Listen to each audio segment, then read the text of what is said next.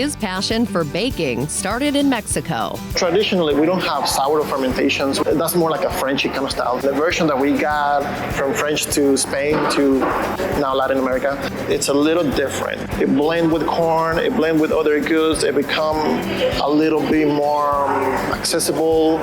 Dario and his wife Macy met at a Four Seasons in Scottsdale where they were both working.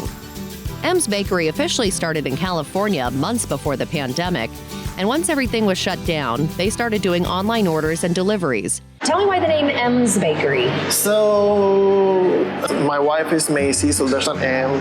At that time when we made the business, there was Maya, my daughter, so there's another M. Cute. And then my last name is Museño, and then I came from Mexico, and then there was just like Lots a lot of of M's, lots of M's, so it was easier to just say M's Bakery. Love it. It works as a brand. I think the intention was just to make it stick as just like, oh, let's go to M's. What started as a wholesale bakery has blossomed into much more. This looks like a labor of love. It is. It looks Yes. like it takes some time to make this come to life. What is it? It's gorgeous. I have a feeling it's going to be a mess when I get it on my plate. A little bit, It looks yes, good maybe. though. It depends, but most likely yes. Yes. Okay. So it's laminated dough of some Laminated sort, dough. right? This is like the limited bakery knowledge I'm aware of. That's okay. Yeah. So Please go for it. You tell me what this is. Queen Amman. Okay. Queen Amman is a French, Welsh, or French-British kind of mix of pastry in northern France. The originals ones are a little bit denser and a little bit more, even a lot more butter than what that one has, so it's kind of crazy to think about. But it's basically just the pastry dough, and usually doesn't have anything else other than just sugar, but we put a little bit of vanilla. Some people do like brown butter when they like add the butter on it to be more like nutty flavor out there. But in this one, it's just vanilla, sea salt, and the sugar around it. They have a talented team of bakers cranking out some beautiful baked goods. We do everything from scratch in here, so I think that's another quality of what we're doing, and we want to show it.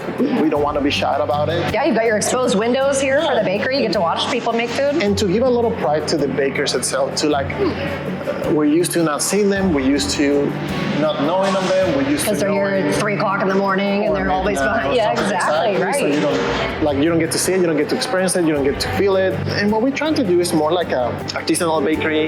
Yes, we do have a lot of this like European style baking and techniques and that kind of stuff, but we're trying to hit some Latino flavors here and there as it goes.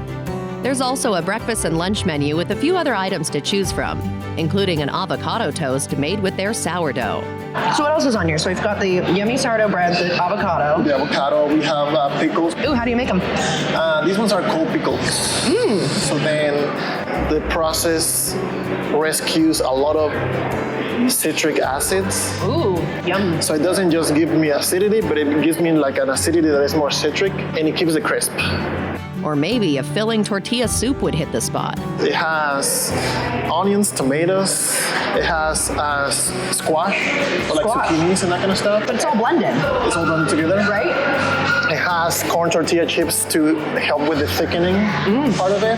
It has dried chiles on it. And this is part of one of your lunch items that you have. So you've got a relatively small-ish menu for breakfast and lunch. So in addition to the bakery, why was it important to kind of offer some of those items too?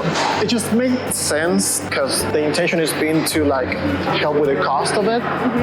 So it's easier to control that production, it's easy to use it, it's easy to control quality or to keep the consistency going. Much of what they do is either made by hand or made in-house.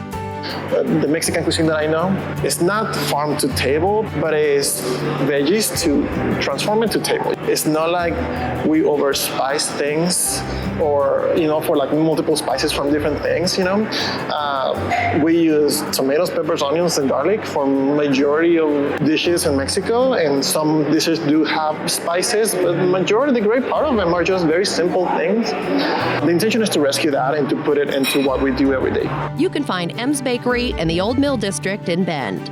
For another edition of Taste This, I'm Emily Kerr.